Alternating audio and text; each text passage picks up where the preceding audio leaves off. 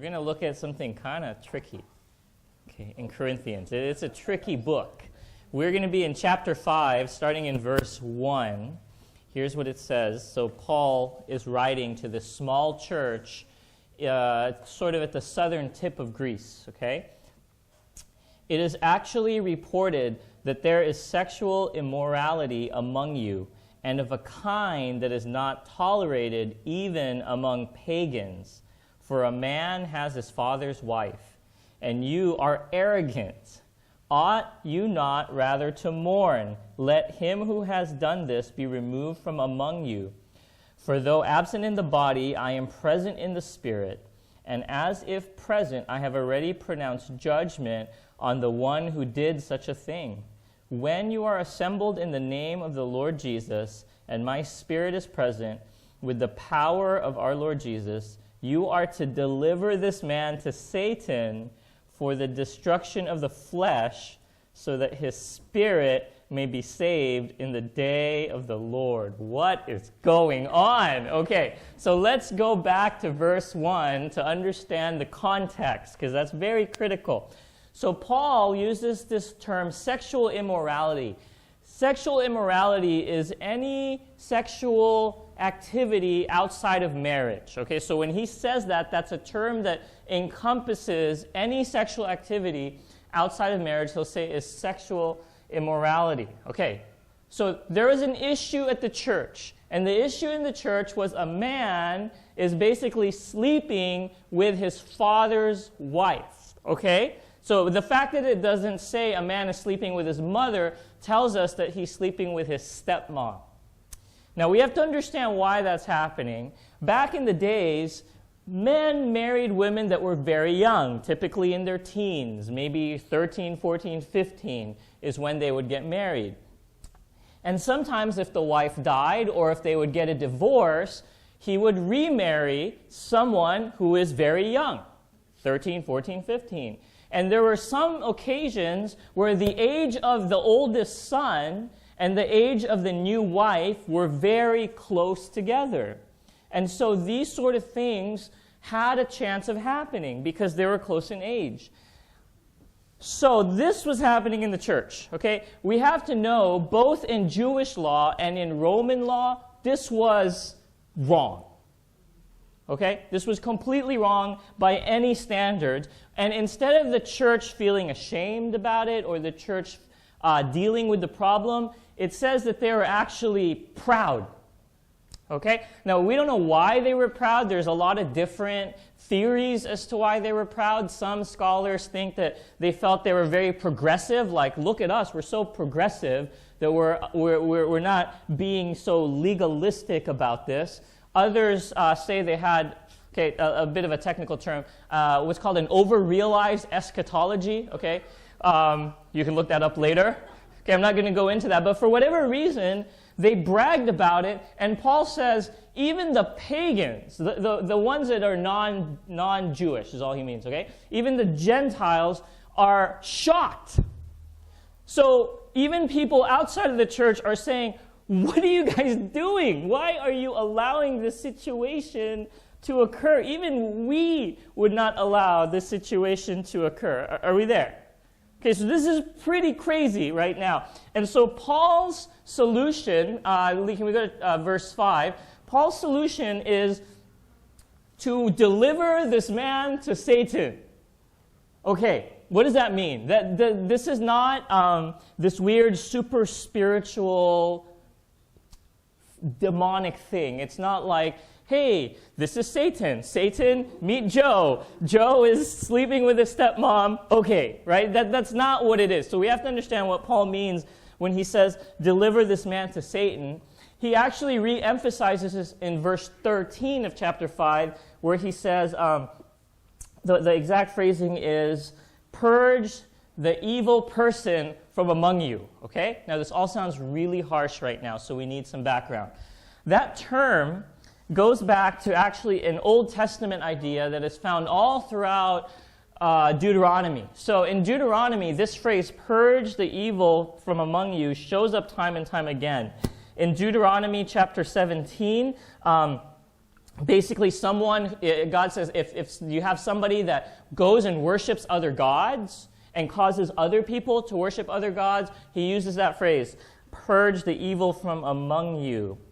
In chapter 13, verse 5, if there's this prophet that tells the nation of Israel to go and worship other gods, God uses that phrase, purge the evil from among you. In Deuteronomy chapter 19, if there's someone who lies as a false witness, okay, so somebody tells a lie that gets somebody else in a lot of trouble as a false witness, God uses that phrase, purge the evil from among you. So this idea, this action of purging the evil from among you is reserved for a very serious action that threatens the entire community. Are you there? Thank you. Okay? So it threatens the entire community. And all it means is, it's like I said, it's not like, here, Joe, meet Satan. Okay, Satan, go hang out with Joe. That's not what it means. All it means is you take that person outside of the protection of the community. Because in Old Testament times, as long as you're within the community of God, you have God's favor, you have God's guidance, you have God's blessings. And so the idea is you put the person outside of that, where there's no longer God's favor, God's blessings, God's guidance, and that is the place where Satan has more influence. Okay? Jesus even calls Satan the ruler of the world. Okay? Now, we have to understand that this is done to a person who is sinning openly. It's not to a person who is struggling with sin. If you're struggling with sin, this is not about you. This is a person who keeps sinning openly without any sort of indication that they're willing to change anything. And we have to understand, can we go back to verse 5? The goal is not punishment. Okay? The goal is not punishment. The goal is always done out of love. So look at verse 5. It says, so that his spirit may be saved in the day of the Lord. So the hope is that when you take this person out of the protection of the community, they will experience the consequences of their actions and choices, and then that will help them turn back to God. Kind of like if you're aware of the story of the prodigal son. It's almost like we're hoping that they'll understand, once they get kicked out of the community, they'll understand how good they actually had it before. Right, when I left for college, I thought, freedom. Freedom. But little did I realize that freedom required me to do my own laundry, find my own food, and do all sorts of things that I didn't realize before. Right? So once I got out of my house, and when I would go back on the weekends, and my mom would, this was magical. My mom never nagged. She loved the fact that I was at home, and she would cook, and she would offer to do my laundry, right? So it's that situation where once I got out of my parents' household, I thought it was so great, and then you realize, man, I'm actually missing out on a lot. Let me go home every weekend with my load of laundry and look like I'm starving so I get free food, right? And so the idea is, hopefully the person will realize the error of their ways and go back to God. It's always done out of love. Okay, but here's what I want you to notice. Who is Paul talking to? The church. Paul does not address the person doing the sinning. He doesn't tell the person who's sleeping with the stepmom, go fix your problem. Who is Paul addressing? He addresses instead the community to say, no, it's not that guy that needs to take action. You as a group need to take action. There's this idea in the Old Testament that we have a hard time kind of accepting, and it's this idea that you as a person are defined not as an individual, but you're defined in relation to your family and your community surrounding you. Right? We come from a very individualistic culture, especially if you're from the West, where you create your own identity. But in Old Testament time, that's why you hear them refer to Jesus, son of David, son of Jesse of the tribe of Judah. See, you're always known not as who you are as an individual, but who you are as in relation to your community. And there was also this idea that you that an entire community can be blessed or cursed by the action of one person. If you remember a year ago, we read a story in Joshua chapter 7, and I'll just share one verse with this. This is about a guy named Achan, okay? It says this, verse 1, "But the people of Israel broke faith in regard to the devoted things. For Achan, the son of Carmi," see that? "The son of Zabdi, the son of Zerah, of the tribe of Judah." He's not just Achan, he's Achan in relation to a community. It says, "took some of the devoted things, and the anger of the Lord burned against the people of Israel." Let's leave this up. Okay, so a little bit of background if you don't remember. Israel was going to fight the city. I think it was Jericho, right? And then God said, destroy everything in Jericho. Keep nothing for yourself. But this guy Achan thought, some things are too good to pass up. I'm going to keep some things for myself. Now look what it says. Who messed up according to verse 1? Was it Achan? The people of Israel broke faith. Who was God upset with? Was it Achan? It was the people of Israel that God's anger burned against. And so what ended up happening is they actually lost the next battle that they should have won. Right? So it's this idea that the action of one person can affect the whole community, both for good and bad. And we have a hard time accepting that because it seems very unfair. Right? A few weeks ago when we talked about prayer, I shared how King David did something he shouldn't have done, and the whole nation suffered these diseases because of the action of one person. So there's this Old Testament idea that the sin of one person can affect the whole community. But also, we read so many times where the prayer of one person blesses the whole community. So why is Paul, out of all the problems in Corinth, picking on this? Is because he understands this. He understands the seriousness that one person's sin could actually affect the entire community.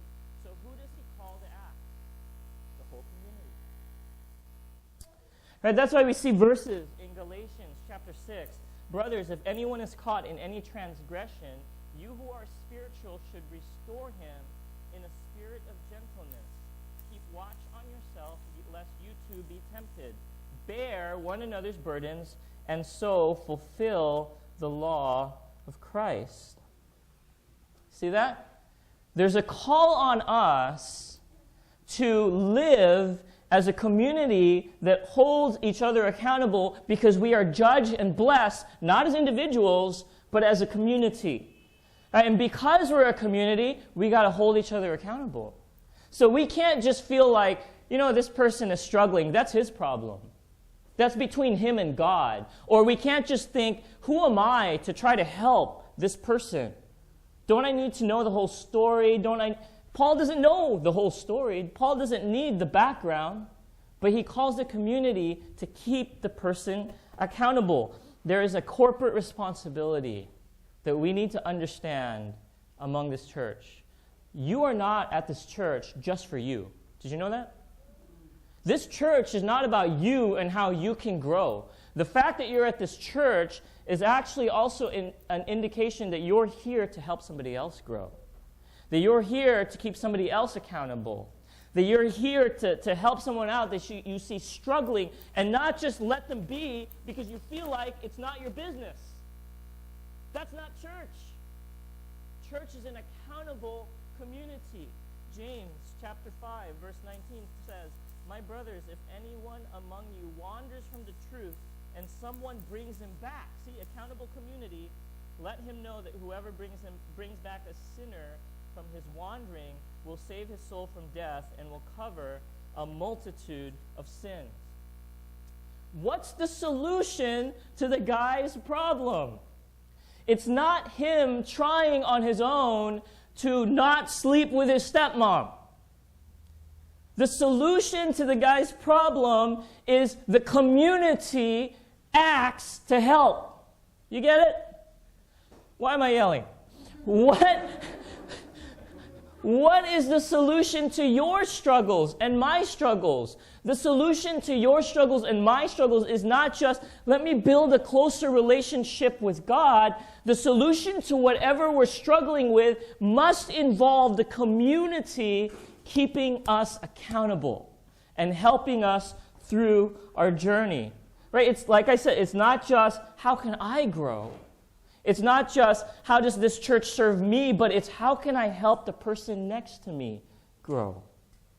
Look at the person next to you. I'm not going to have you say anything. Just look around. You are partly responsible for the spiritual growth of that person next to you. Right? Ultimately, yes, they are responsible, but you in this community need to understand that you are responsible for the growth of the person next to you. We are called to be an accountable community. It's not just Jesus and me. The analogy that Paul is going to use later is of the church is how the church is like a body, and it's these many parts that come together to form this body. Well, let me tell you, okay? What is this? It's Mr. Potato Head, okay? But in the analogy, Paul refers to Jesus as the what? As the head. So Jesus is the head, and you're like one little part of the body, okay? So let me find you, and let's see where this goes, okay? So Jesus is the head, and so sometimes Paul will say, well, you're maybe a hand or an arm, okay? So this is you, and this is Jesus, the head, okay? If your life is just Jesus and me, this is what you look like. Okay? This is your spiritual life if it's just Jesus and me. And I'm okay as long as I'm connected to Jesus. And as long as I have a relationship with Jesus, I am a healthy Christian. Does this look healthy? Right? This is a picture of your spiritual life if you think that it's just you and Jesus and you just come to this church so you can grow. That's not the picture of church that Paul is painting. Right? It's always about accountable community, helping the neighbor grow, helping the struggling person with what they're struggling with. And that takes a lot of openness and a lot of risk, and I understand that. So I just want you to understand that what you do at this church is important because it affects others. Okay, there's this whole other argument that later on in Corinthians that we'll just quickly go over that illustrates the same point. And there's this idea of, or there's this question about, is it okay to eat food sacrificed to idols? So let's look at 1 Corinthians chapter 8. You still there? Yes. 1 Corinthians chapter 8, it says this. Now, concerning food sacrificed to idols, we know that, look at the quotes is important, all of us possess knowledge. This knowledge puffs up, but love builds up. Okay, so we have to understand what's happening. The quotes are things that Paul has heard them say, or is like a common saying in the church of Corinth. So all of us possess knowledge. By the way, the NIV doesn't have the quotes. Okay, so if you have an NIV Bible, you should really get a new Bible. Okay, just saying. Okay, so anyway, so there's this saying, all of us possess knowledge, and then Paul's response is this knowledge puffs up, but love builds up. So he's having this dialogue. He's pretending that they're talking, and then he's responding. Food sacrificed to idols. What is going on? Okay. So back in the days, they didn't have restaurants like we have now. Okay, I firmly believe Taiwan probably has the most restaurants per person in the entire world. Okay, like I can close my eyes and accidentally walk into a restaurant in Taiwan. But back in the days, they did not have restaurants. So what they would have is they would have temples. And at these temples, there would be a dining hall, like a cafeteria, and that's where you would have these family gatherings or business meetings or any sort of feast or celebration would be done at the cafeteria of these temples to these gods. And so what people would do is they would sacrifice this meat to the gods, and they would keep some of the meat to serve, okay? And so some of that, the meat that was served that would be the meal. And so there were people wondering, that they're saying, is this okay to do? Is this okay to eat this food that was sacrificed to idols? And Paul knows that the Corinthians will say, all of us possess knowledge. Let's look at verse 2. If anyone imagines that he knows something he does not yet know as he ought to know, but if anyone loves God, he is known by God. Verse 4, therefore, as to eating of food offered to idols, we know that, quote, an idol has no real existence, and there is no God but one. So what's Paul saying? Your response to the question, is it okay, is the Corinthians would say, yeah, it's okay. Why is it okay? Because those idols are meaningless. You're not going to eat food sacrificed to idols and then all of a sudden be demon-possessed, okay? You're not going to be like, going crazy, okay? Because he's saying there's no God but one. So what do the Corinthians think? They say, yeah, it's okay to eat food sacrificed to idols. Let's go on. Is that it? Next verse. For although there may be so-called gods in heaven or on earth, as indeed there are many gods and many lords, yet for us there is one God, the Father, from whom all are all things and for whom we exist, and one Lord, Jesus Christ, through whom are all things and through whom we exist. Next verse. Okay. However, not all possess this knowledge, but some, through former association with idols, eat food as really offered to an idol, and their conscience being weak is defiled. Food will not commend us to God. We are no worse off if we do not eat, and no better off if we do. Next verse. But take care that this right of yours does not somehow become a stumbling block to the weak. For if anyone sees you who have knowledge eating in an idol's temple, will he not be encouraged, if his conscience is weak, to eat food sacrificed to idols? What is going on? So the argument is, the Corinthians think idols are meaningless. So why not eat the food? Right? Why would you let meat go to waste? I never let meat go to waste. At all you can eat barbecue, I eat all I can eat, okay? And then some. So that's their argument. But Paul is saying, but wait, there's some people in your community that don't possess this knowledge, and they are weak. And if they see you eating food sacrificed to idols, that will be a stumbling block. Now, stumbling block means that you will cause them to sin. Because there are certain people in your community that if they see you eating food sacrificed to idols, will be tempted to return to idol worship. They are weak, according to Paul. So what does he tell the church to do? He tells them to do this. Limit your freedom. Right? Yes, it's okay to eat food sacrificed to idols, but there are some people in the church that that's not okay. So what you should do is not eat food sacrificed to idols, not for your sake, but for theirs. Is it okay to have a drink every now and then? Does the Bible prohibit alcohol? No. I have a drink every now and then when it's free, usually offered at school for some reason, okay?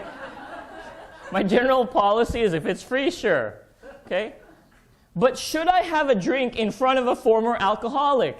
No, because that will be a stumbling block to them. So Paul is saying the question about whether it's okay is the wrong question. The question you should be asking is, how will my actions affect the person next to me in the community? Will it help them? Will it hold them accountable? Or will it actually cause them to fall? Do you understand the theme here? So the theme here is, you're not here just because of yourself. Your actions can hurt or bless the person next to you. And we as a community are responsible for the growth of everyone else in this community, partly. It's not just about me. And if we're going to grow as a church, if I'm going to grow as a person, it can't, where did it go? It can't be this. Because I can only grow past a certain point, you know? if you're going to grow as a Christian, your life cannot look like this. This is grotesque. The hand's not even in the right spot. Okay? Your life has to be lived in an accountable community with others. You are responsible for the spiritual life of other people. That's why we push community groups.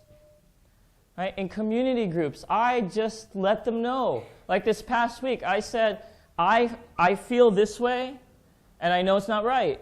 Can you guys pray for me? You know? I mean, sometimes it helps immediately, sometimes it doesn't. This past week, I was just really honest with my community group, and I said, I just feel this way at work, and it's not right. Can you pray for me? And they held me accountable, and they checked up. Well, actually, I reported to you, right? I said, it worked, right? Your prayers worked. No, but sometimes you check up, okay? It worked, right? Could I have grown past what I was struggling with without them? I doubt it. You know what I mean? So if you feel stuck, maybe you should consider the fact that you need to live in a more accountable community. If you feel isolated at this church, if you feel like this, I'm sorry that we are not more adept at reaching out. But maybe you should also take initiative to reach in, to be part of accountable community. So here's what we're going to do. Very practical. Okay? Well, you can probably guess what we're going to do. Okay? I'm going to ask us to just pair up in 2 or 3. Okay? And just share something you need help with, something you need accountability with. If it's a little scary, because I know some of you are new, then you can share to the level you're comfortable. Okay? Like if you just feel like you want to share at a shallow level, that's fine. If you want to share at a very deep level, that's fine too. Okay? Just don't freak out the person you're sharing with too much. Okay? So to help guide you, Lee, can we put up the last slide? Maybe these questions you can just fill in the blank if you're kind of not sure how to share or what to share. I'm struggling with blank. Please pray for me. Very simple, right? I'm struggling with, everyone has something. Okay? I need someone to check up on me about blank. Right? In other words, please just make sure I'm on the right track about this part of my life. So here's what I would also ask. Husbands and wives, don't partner up because you can do that at home. Okay? People in the same community group, if you want, you can, but the purpose of this is really to spread the accountability beyond just community group. And listen, I am not under any illusion that this is going to be super transformative in a week, okay? I don't think like we're all going to share lives and our deepest, darkest secrets and revival will come and, and then we'll flood this place with our tears of joy. I don't. But it's a start, okay? And for some of us, it's a first step, and I think it's important, okay? So let me give you 10 minutes.